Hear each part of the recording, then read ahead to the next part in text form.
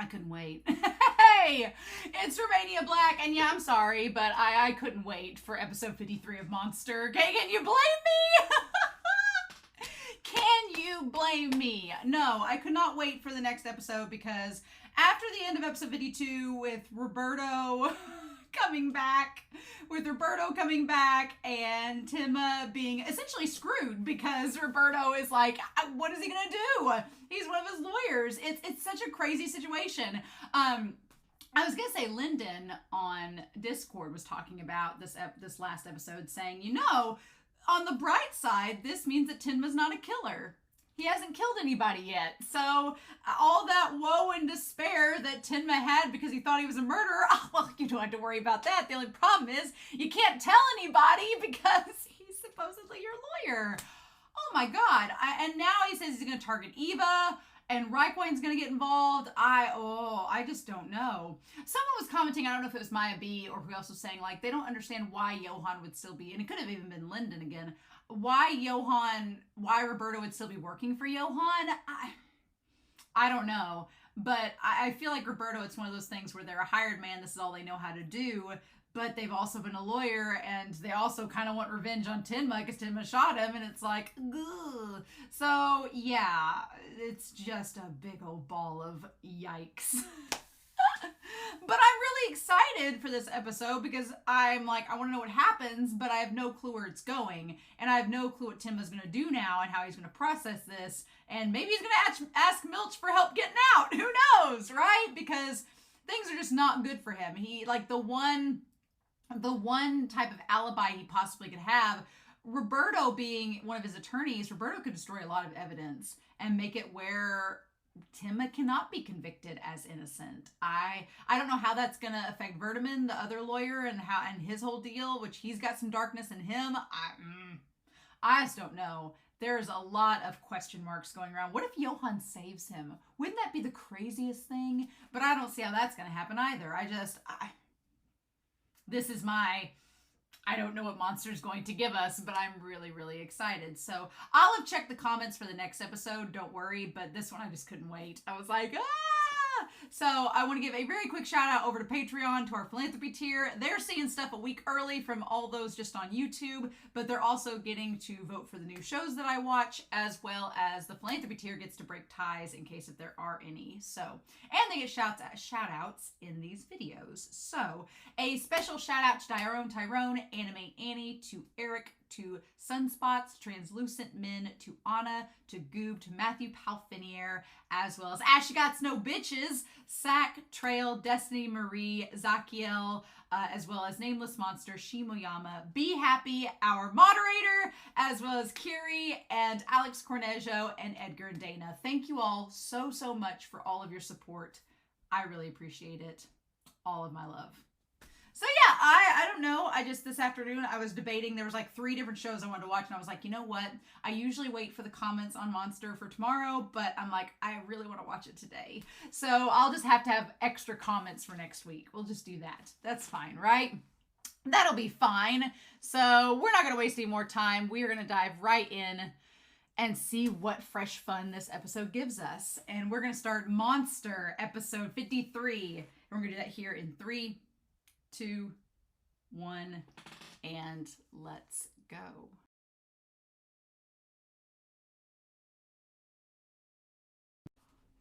This last set of episodes have been very interesting. I feel like 51, 52, and 53 now, they're all like, it's all setting up these little twists and reveals to build us to, we said earlier on a few episodes ago that the twist section of the story is going to end around episode 56 and 57, so over the next few episodes. And then we're going to move from around episode 56 and 57 into the final act of the show. And so what it seems to be setting up is the idea, at this point, setting up the idea of Tenma and Milch breaking from prison. Now, so far, Milch has, his previous endeavors of breaking out of prison, they've talked about it took him years and years to break out and escape. But here, Tenma seems to be on a time clock because Eva's in danger, and Tenma's like, I need to find out, I need to get out so I can go protect her because Roberto is gonna come and kill her. So while we have them needing to break out of prison, so that Tenma has, I think, different things he needs to do. Now, one, you could say one idea he has to do is protect Eva. That's one situation. Another situation is find Johann and get away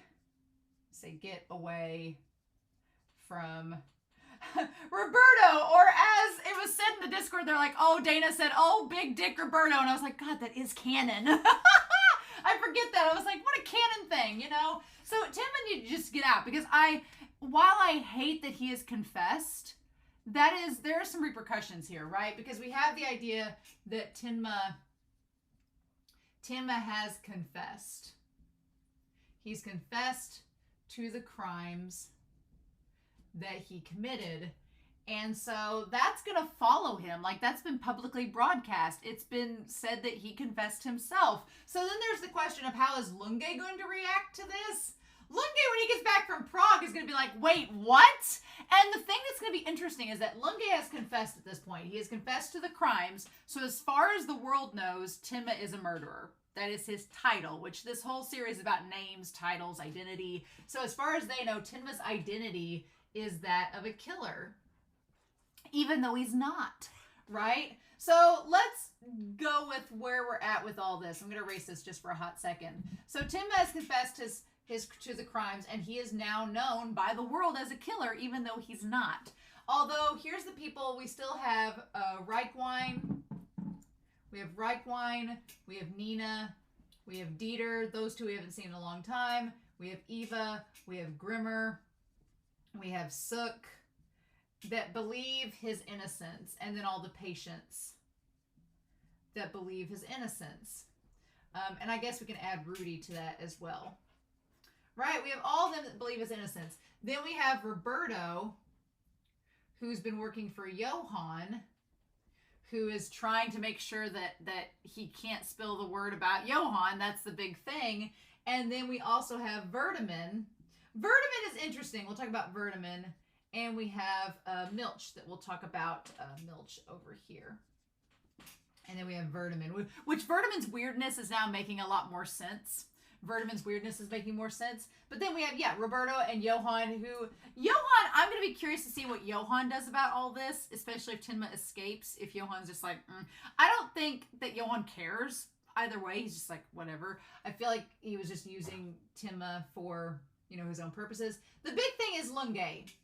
Lunge, for the longest time, has believed that Tenma is not innocent, that it is his fault that all of these murders have happened, and he's been trying to prove that Tenma is the killer.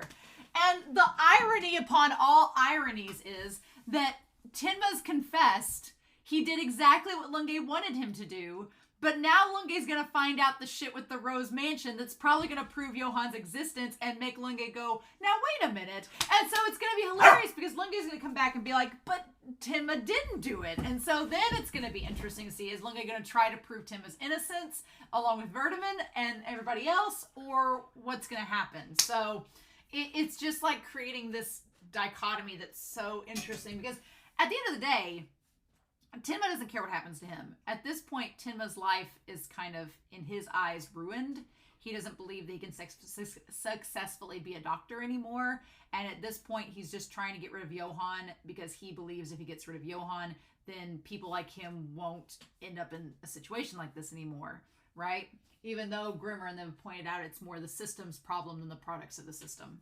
So, but at this point, I feel like Tenma, he always wanted to hunt down Johann. And at the end of the day, Tenma had convinced himself and has convinced himself that he's going to end up a killer. So confessing these crimes at this point doesn't matter, because at the end of the day, he's going to become a killer anyway. He's going to kill Johann and have to pay for his crimes regardless. But escaping from the police is going to exacerbate those quite a bit and make him look super suspicious. Although it's going to be curious to see if Vertiman can connect Milch, if Vertiman and Reichwein, because I feel like they would be the best to work together on this, can connect Milch being with Tenma and then both escaping at the same time to the fact that Tenma's innocent. And here's the thing, if Reichwein sees Roberto, he's going to be like, no, that guy's a killer. He's a hired hitman. And that might blow this whole case wide open. So Reichwein is very important to this whole story at this point, because if Reichwein sees Roberto, then Roberto's screwed, because he can talk to Vertiman and be like, this guy's a killer. And then if Eva somehow makes away from Roberto, she knows who he is, and she's like, oh yeah, he's a hitman. And then that may blow this whole thing wide open for Vertiman to be like, what the fudge is going on? So yeah, so there's lots of little pieces. And the scary thing is, if all the pieces line up the right way, they could help Tenma. But if they line up just a little bit out of whack, then Tenma's screwed. And it's like, what do we do? Right? What do we do? So I want to go through this episode. The idea that they're at the Dusseldorf holding cells. We get a little bit more with Milch. Milch becomes a little bit more. He asks Helena and Gustav is who he wants to talk to. Helena and Gustav, and asking them to record Detective Forster. So he knows these two people named Helene and Gustav, and wants them to record Detective Forster, this show that he likes watching. I don't know if that's an actual request, like he legit wants them to record it, or if it's like a code word. If he's like, hey, Detective Forster, if that means something to them. Because there's more to Milch than I thought. I thought Milch was this one character, and there's a lot more to him than I suspected. And I'm like, okay, cool. Either way, we have in this series a lot of shows about detectives, and about, like Sook watched all the detective shows and was influenced by it. Grimmer watched The Magnificent Steiner, things like that. And this attorney's like, they show reruns Tuesday mornings at 10. It's a great show. So yeah, I feel like there's a secret code to that, like record Detective Forster, meaning like on Tuesday at 10, I'm going to be meeting up with y'all. Like something like that, right? I feel like there's a secret code that Milch was trying to get the attorney to go relay to them, but the attorney just thought it was a joke. So the attorney says in this moment, do you know how much trouble you caused the boss because you messed up and got caught? Now, do we think the boss is Johan? No, probably not. But he has a boss who is upset with him because he got caught. I don't know. It would be hilarious if Milch's boss was Johan. That would be freaking amazing. And Tenma just walks in and is like, oh, this is your boss. Crap. But we don't know. It's probably not. He says, even for an idiot like you, who was kind enough to send someone like me as your attorney. So this attorney thinks really highly of himself, right? And so Milch says, you just want to make sure I don't spill anything. And he says, that's correct. And he says, you know what would happen if you told the truth, don't you? And then he's like, yeah, I know. And he smiles like, don't worry. I don't sell out my people. So there's this weird truth that Milch knows. That Milch is hiding some kind of truth, right? Is Milch a product of Kinderheim? We don't know, do we? I mean, at this point, all of the criminals in Germany were Kinderheim graduates. At this point in the story, it seems like it, right? But I do feel like, it's a possibility, especially since he has like a moniker, like the escape king, Gunther Milch, right? And I like the attorney's like, just follow the scenario and confess. And then he's like, by the way, I already have the schedule for my next job figured out. And the one guy's like, the next one, well, what do you think that's going to be? You're about to go to prison and confess. He's like, think about it. He's like, well, you're the one who should think about it. And he's like, who do you think I am? Gunther Milch, the escape king. And the attorney gets kind of like fizzled at that. He's like, I don't have time to waste on this. Like, you have a confession to make. I want to confess, and then you'll get in about 5 years. You'll get out in about 5 years. And they said, I told you, tell them for me to record Detective Forster for me. Like he's about to escape. Oh, but they're not really reliable. Maybe I should try that again while I'm still at this station. And he's like, that's so interesting, right? He looks so pensive there. Milch is fascinating because before I liked the element of him being like this crux of hope for Tenma, and he still is that. But now there's this little bit of mystery with Milch, and Milch seems a little bit smarter than he lets on. That's so interesting. And the way the attorney was just like, oh, you'll just get out in about 5 years. 5 years in prison. But at this point, Milch has been in prison a lot. So maybe that's not that much for him. But he says to tell them about recording Detective Forster. And he's like, well, they're not very reliable. So he says that they're not reliable. So he may have to rely on that instead. Which to me symbolizes that he was thinking about using them as part of his escape, but then was like, that probably won't work. So instead he's thinking about using Tenma again, which, lo and behold, Tenma ends up coming to him. But Milch is so mysterious. He's so interesting. He just kind of smiles and has this mischievous grin. It's creepy. It reminds me a bit of Roberto's smile that he makes throughout this episode. Only Roberto, we know. Am I saying that Milch is someone we shouldn't fear? No. And now that I'm thinking about it, I would not be surprised if this was just like a double whammy of horror for Tenma. If Tenma thinks that Milch is helping him escape, and he does, but then he's like, oh, let me lead you to my boss, and it turns out to be Johan. That would be insanity. That would be crazy. And Tenma's like, well, I'm damned if I do. I'm damned if I don't. So, anyway, this episode being called Determination. Be like being able to do what you have to do to survive, right? I don't blame Tenma at this point for thinking that he has to get out of that prison. He has to get out of that detention center. He cannot stay there because, one, him still being there is putting the people that cares about him. I'm like, if he doesn't confess, then Eva is in danger. Reichwein is in danger. All these people trying to prove his innocence are in danger of being killed by Roberto and Johan. And that's the last thing Tenma wants. Because like I said, Tenma at the end of the day believes he's going to end up being a killer anyway. It's just he would like to stop Johan before getting that title. And that's just not happened. Instead, it's happened before then. Which is going to make him that much harder to move around because he's going to be called a killer. Unless like Lunge or Grimmer show up to help him. Which I don't know how that's going to go. But yeah, if he stayed there and waited for the confessions, I feel like Tenma 1 knows Eva and knows that she's not likely to confess and that she just wants to hurt him. So he's like, that's not going to work and she's going to get killed as long as they're trying to pursue my innocence. And if he knows Reichwein is involved or Dieter or Nina, then it puts them as a target as well. So Tenma's just like, I don't have a choice because as long as people are trying to save me, they're in danger. It just sucks that Tenma... What I hate in this moment is that Tenma starved himself to get the IV, and that's where he sees Milch. I hate it because Tenma looks so depressed and in despair in these chapters, right? At least Grimmer, who is like legit has reasons too to be depressed and in despair, he at least puts on the fake smile. Tenma don't even do that. Tenma's just like done, which is, it's so sad to see how far he's fallen in the course of these episodes. It's really sad. To the point where Tenma, who has been desperately for 52 episodes, been trying to prove his innocence, to the point where Tenma feels like he has to confess so that he has a chance to escape prison so that he can go on the run as a wanted murderer, because otherwise, the circumstances are insane, right? The circumstances are insane. And Milch acts really interesting because Milch doesn't want to make it seem in this moment like he wants to be next to Tenma. So he starts acting like delirious and delusional. And the one doctor is like, why is all of this happening at once? Why are all of these things happening? Like, he's clearly overworked.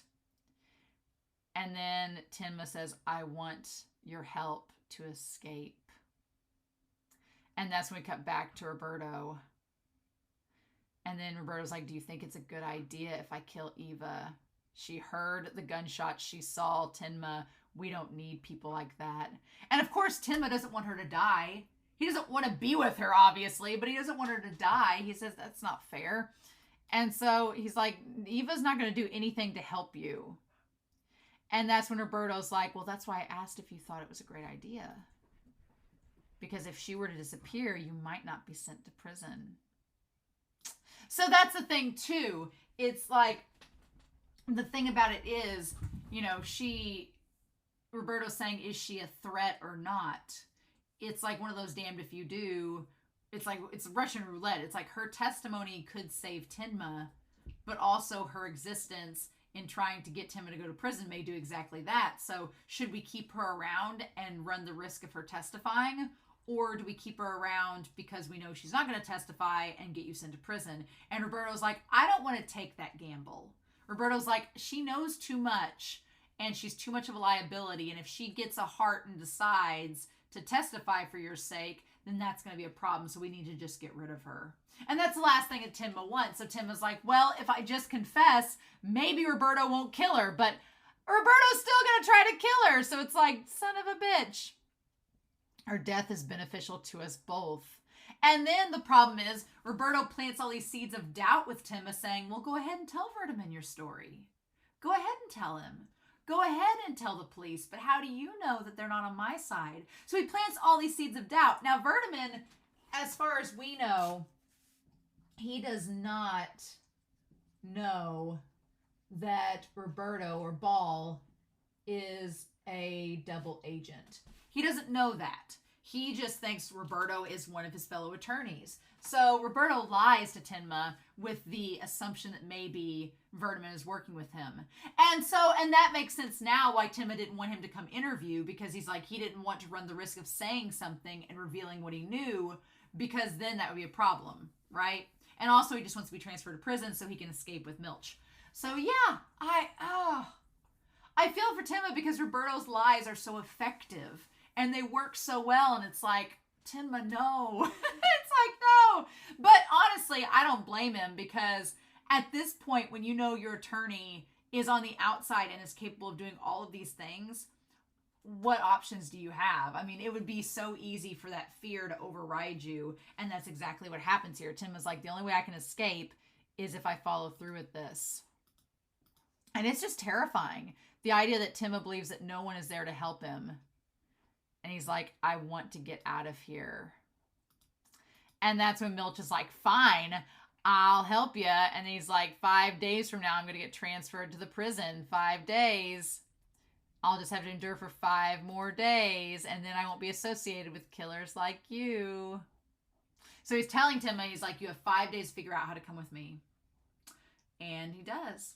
Lucky Tenma that it works out, because it would have really sucked if he confessed and then didn't get transferred that smoothly, which makes me a little bit suspicious, because it's almost like it was planned to work out that way, that Tenma just so happened to confess so smoothly they were going to transfer him the same day that they transferred Milch. That feels almost too good to be true, right?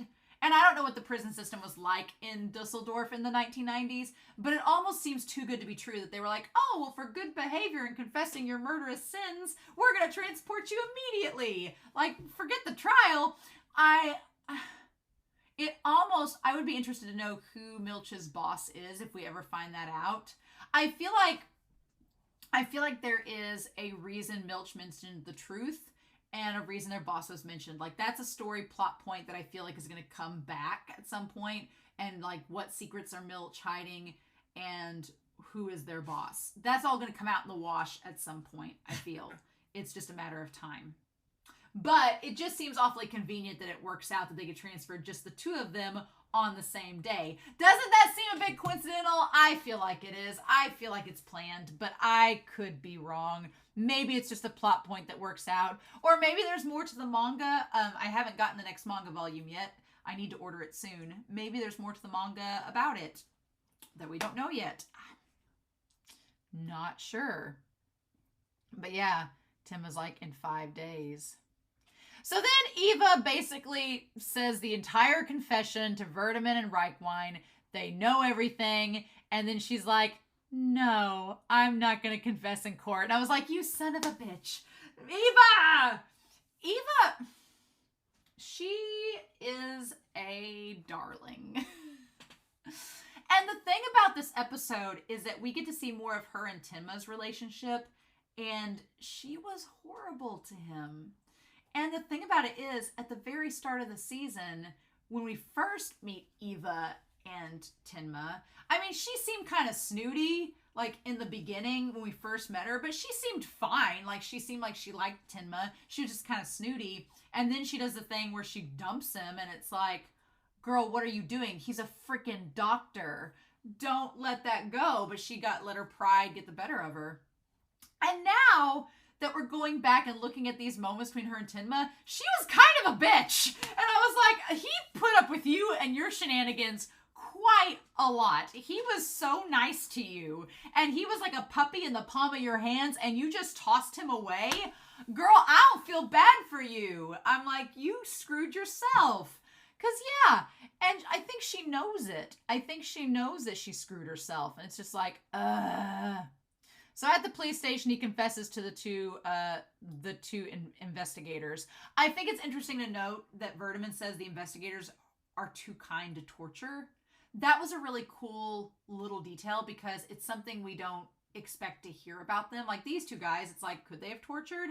But knowing that, it's like, what you see is not what you get. And so it's like you can't judge a book by its cover. And the fact that Verdeman knows them and is like, no, it's not in their constitution to torture anybody. It's interesting. You get that one little extra layer with these side characters that you don't normally get.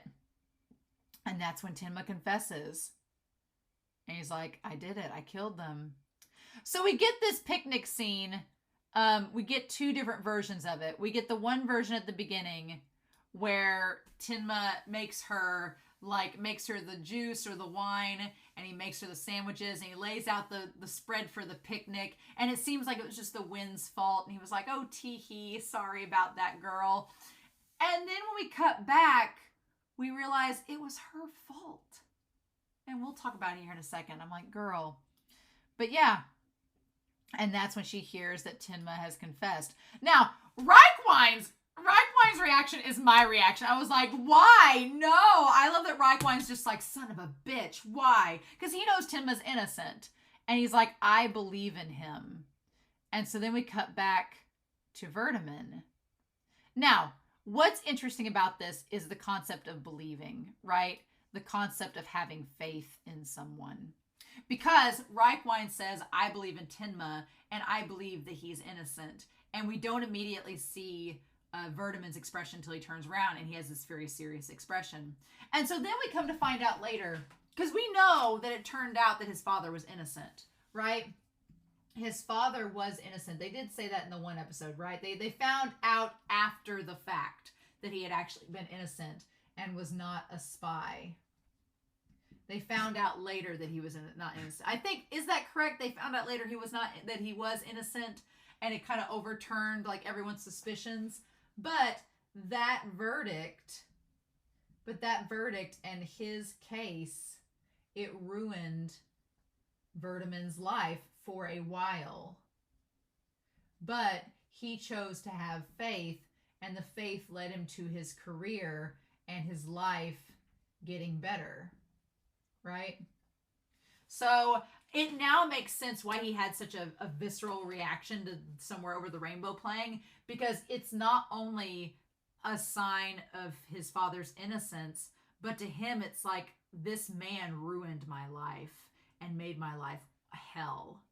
But I clawed my way out of it, out of my own determination, which is the title of the episode. And so it makes more sense why he has such a bad reaction to it. And anytime his father is brought up, like when Roberto brings up his dad, he has a very negative reaction. So that leads me to believe that I don't think maybe Roberto and him are as close as it seems. Now, they could have gone to school together still, sure.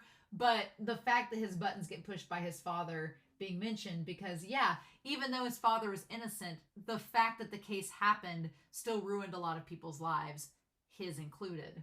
So I find that idea of faith interesting though, because it seems like Reichwein still believes in Tenma. There's a lot of other people that believe in Tenma. So Verdeman's trying to say, well, should I as well? And that's when he goes to Eva to try to convince her to give the testimony. But Roberto trying to find where she is. Oh my God. Oh my God, Roberto trying to find what hotel she's at so that he can murder her. And then Verdeman having the breakdown. Because he's like, I can relate to you, Eva. Eva, I know that you believe Tenma ruined your life.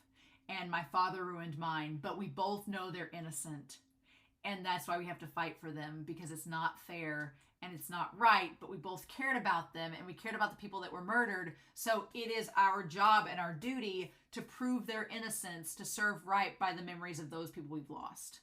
And so him having that breakdown was so good. And I wish you would have seen Eva take a little paper there to call. I am worried.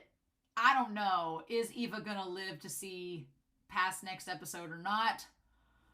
Is Reichwein going to go and save her? I don't know. Is Verdeman going to show up? I don't know. It seems like she's about to meet with Roberto, and that's going to be hell in a handbasket, and he's going to try to kill her. So I'm like, girl, pack your bottles of alcohol with you. Maybe you can smash one against his head or something to get away. Just, oh my God. I don't know, but that was such a great breakdown from Verdeman explaining why we have to fight for those people and their innocence, because we have to prove it. Someone has to carry on the story of their name and clearing their name. And again, we talk about names and we talk about the power that they have and how important it is to maintain what those names represent. So yeah, and then Reichwein's like, what do you mean they're transferring them quickly? It seems too convenient. And he's turning down all of the interviews with everyone because Tenma doesn't want anybody to interfere with him getting transported. He wants that part to go smoothly so that he can somehow escape with Milch. That I'm assuming we're going to find out next episode. Now, Eva saying that she hates Dusseldorf makes sense. Makes sense. Why would she want to hang out in the town that, she absolutely hates because it looks exactly the same? Yeah, she's like, nothing's changed here. It looks the same, and it just reminds her of the horrible breakup that she's had with Tenma and when he turned her down again. But they go back to that same restaurant. They've gone there so many times before. And then, God, like he was sitting there with his paper and his book. And he's like, oh, you're here. And she's like, well, I've been here for 5 minutes. I'm like, bitch, he is a doctor and he's fine as hell. Hello, how are you? Would have been nice before you said that. She's just such a bitch. And I'm like, girl, you had it so easy with him. You had it so easy with him and you turned him down, Like, but this was before the murders of your dad and anybody. Like, you dumped him because he wasn't going to advance high enough on the social ladder for you. I'm like, girl, what the fudge? And he even offered, like, to drop what he was doing and say, you want to go to lunch? You want to do things? She's like, no, bye. And he's like, but Eva, like, it's good that we get to see kind of the cracks in the relationship before we even get to the beginning of the show. To know that their relationship was pretty tumultuous before it even started for us is good to know. Like, it was not a great relationship from the start. And then the damn park. I love that Eva walks by the people making out and the people at the picnic with the family. And so, she shows up with her pearls and her purple suit and everything. Tenma's like, well, let's have a lunch here in the park. And she's like, do you not know me? I'm way too posh for this picnic. I'm like, well, that's why he deserves Grimmer and not you. Grimmer would treat him to all kinds of picnics, damn it. Grimmer would make him exquisite sandwiches and treat him to a lunch, not you. I'm just like, oh my God, the contrast of Tenma trying to create a picnic lunch for her and her being the biggest prude about it. And then you see Grimmer make a nice picnic for Tenma and Tenma being like, okay, I'm not used to this, is just, oh my God. Why can't we have nice things, Eva? But yeah, the fact that she kicked the rock and made it and just made it be stupid. And then he like, oh, well, they're all dirty now. They're ruined. And he's like, bitch, you ruined this picnic. And I'm like, it was her fault. And so that's kind of the problem with it. I think Eva is aware that she's like, it is my own fault for screwing this up.